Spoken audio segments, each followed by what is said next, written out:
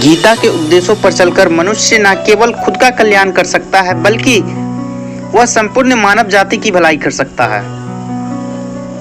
जबलपुर श्रीमद् भागवत गीता न केवल धर्म का उपदेश देती है बल्कि जीवन जीने की कला भी सिखाती है।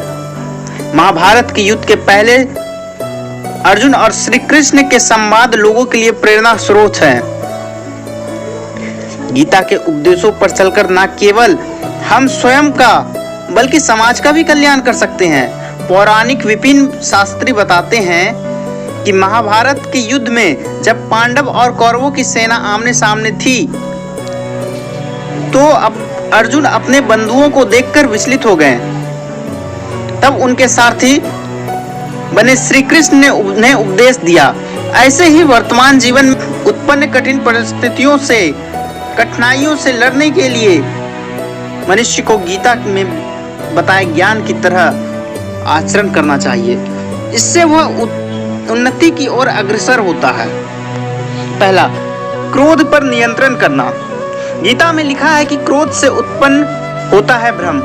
भ्रम से बुद्धि व्यग्र होती है। जब बुद्धि व्यग्र होती है तब सारे तर्क नष्ट हो जाते हैं और जब तर्क नष्ट हो जाते हैं तो व्यक्ति का पतन शुरू हो जाता है। अपने नजरियों का बदलाव करो।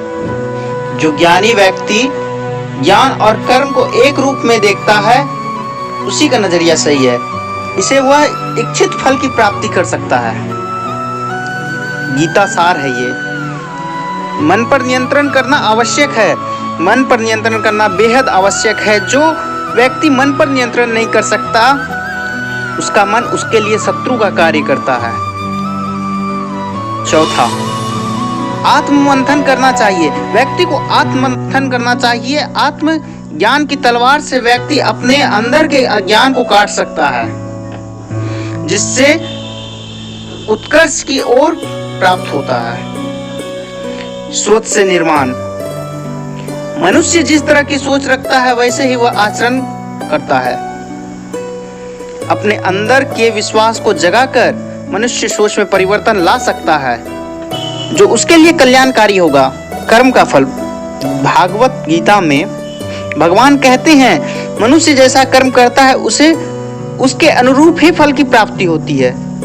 इसलिए सद्कर्मों को महत्व देना चाहिए। मन को ऐसे करे नियंत्रित।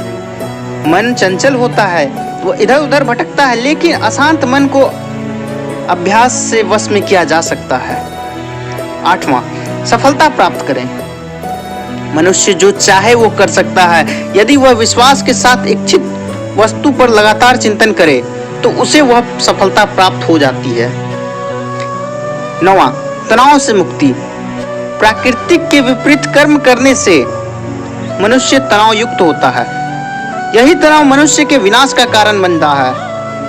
केवल धर्म और कर्मों के मार्ग पर ही तनाव से मुक्ति मिल सकती है।